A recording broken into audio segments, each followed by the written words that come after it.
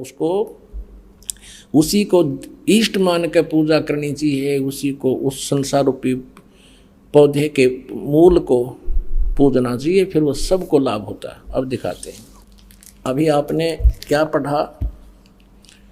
गीता जी अध्याय नंबर 3 के और श्लोक नंबर 10 में कहा है कि इस प्रारंभ में कल्प के आदि में प्रजापति ब्रह्मा ने कहा था कि तुम लोग धार्मिक शास्त्र अनुकूल साधना करो और उससे तुम्हें ये इच्छित भोग देगा।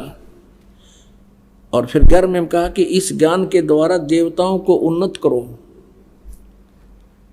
और वे देवता तुम लोगों को उन्नत करें, एक दूसरे को उन्नत करके ऐसे तुम परम कल्याण को प्राप्त हो। अब 12 में लिखा है कि यज्ञ के द्वारा बढ़ाए हुए देवता तुम लोगों को बिना मांगे इच्छित भोग देते रहेंगे, और फिर उनसे मिला हुआ जो कुछ है और तुम उसमें से दान नहीं करते तो फिर तुम चोर हो। पुण्यात्माओं, क्या स्पष्ट हो गया कि इन यज्ञ से बढ़े हुए देवता रजगुण ब्रह्मा, सतगुण विष्णु, तमगुण शिव जी, अक्षर पुरुष एक पेड़ है, निरंजन वाकी डारे, तीनों देवा शाखा हैं, ये पात रूप संसार। अब शास्त्र अनुकूल साधना से भक्ति रूपी पौधे को हम सुचारू ढंग से बीज कर यानी जड़ की पूजा शुरू करेंगे, पूर्ण परमात्मा को इष्ट मानकर उसकी पूजा शुरू करेंगे और उधर से पूरी टहनियों और तने की भी हिफाजत रखेंगे, तो फिर ये एक दिन पेड़ बन जाएगा, आम का पौधा। और जब ये टहनियाँ यानी ये देवता बढ़ जाएंगे, इन देवताओं को बढ़ाओ, जब ये बड़ी हो जाएंगे देवता यानी टहनियाँ संसार रूपी वृक्ष के, यानी फिर क्या होगा, यानी आपकी भक्ति बढ़ जाएगी, आपके पुण्य कर्म बढ़ेंगे। पूर्ण परमात्मा की भक्ति शास्त्र अनुकूल करने से शुभ कर्म बढ़ेंगे और उन सब शुभ कर्मों का भुगतान आपको यहाँ ब्रह्मा विष्णु महेश ही देंगे। थरो प्रॉपर चैनल आवेगा, वैसे नहीं मिलता। तो यहाँ ना तो ब्रह्मा जी को त्यागा जा सकता, जैसे देखिएगा संसार रूपी पेड़ के यानी पौधे के। फिर देखिए इसको, अपनात्मा हम पूजा तो करेंगे इष्ट रूप में पूर्ण परमात्मा की। अभी आपने गीता जी अध्याय नंबर 3 के 14-15 में पढ़ा कि वो सर्वगतम ब्रह्म, परम अक्षर ब्रह्म ही सभी यज्ञों में प्रतिष्ठित है, उसको ही इष्ट रूप में पूजना पड़ेगा। उसके बाद शुभ संस्कार बनेंगे और वो शुभ संस्कार फिर ब्रह्मा विष्णु महेश के पास आएंगे।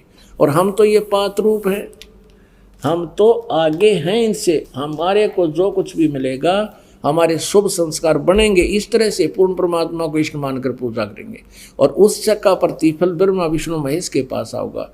अब ये बड़े हो जाएंगी टहनियाँ, पूरा पेड़ बन जाएगा, तो ब्रह्मा विष्णु महेश रूपी इन शाखाओं का ये आम के फल लगेंगे, लद पद हो जाएंगे ये। और इस सुचारू साधना करने से ये टहनियाँ बिना मांगे फल दिया करेंगी। यानी शास्त्र अनुकूल साधना परम परमात्मा परम अक्षर ब्रह्म कबीर जी की इष्ट रूप में मानकर उसकी पूजा प्रारंभ करेंगे, तो ब्रह्मा विष्णु महेश तीनों देवता रूपी शाखा हमें बिना मांगे फल देंगे, अपने आप देंगे। अब कोई न्यू कहे कभी संसार रूपी वृक्ष ये पौधा ला लिया और जड़ ने पूजा, क्या इन टहनियों को काट फेंकेंगे? फिर क्या यूज इसका? तो ब्रह्मा विष्णु महेश हमारे अभिन्न अंग हैं, लेकिन हम गलत साधना करने से सब यूजलेस कर दिया। ऐसे करने से ब्रह्मा विष्णु महेश की पूजा करने लगे, परम अक्षर ब्रह्म यानी मूल को छोड़ दिया। हमने अपनी भक्ति का नाश कर लिया। शास्त्र विदिता कर मनमानी जो पूजा करते हैं, आचरण करते हैं, गीता जी अध्याय नंबर 16 के श्लोक नंबर 23 में कहा है, उनको कोई यूज नहीं, ना उनको सुख है, ना उनकी गति होती है, ना उनका कोई सिद्धि प्राप्त होती है, यूजलेस। तो अब हम ऐसे कर रहे हैं। और परमात्मा भी यही कहा करते थे, दास भी कबीर परमेश्वर द्वारा बताए इस ज्ञान को आपसे कहता है कि आप इष्ट रूप में पूजो कबीर परमात्मा को, ये साधना करो, फिर इससे ये भक्ति रूपी पौधा अपने आप आपके शुभ संस्कार बनकर ब्रह्मा विष्णु महेश के पास आएंगे। ये बिना मांगे देंगे, आपको लद पद हो जाएंगे, यानी इतना आपको ये धन देंगे जो आपके संस्कार में सत साधना से होगा। अब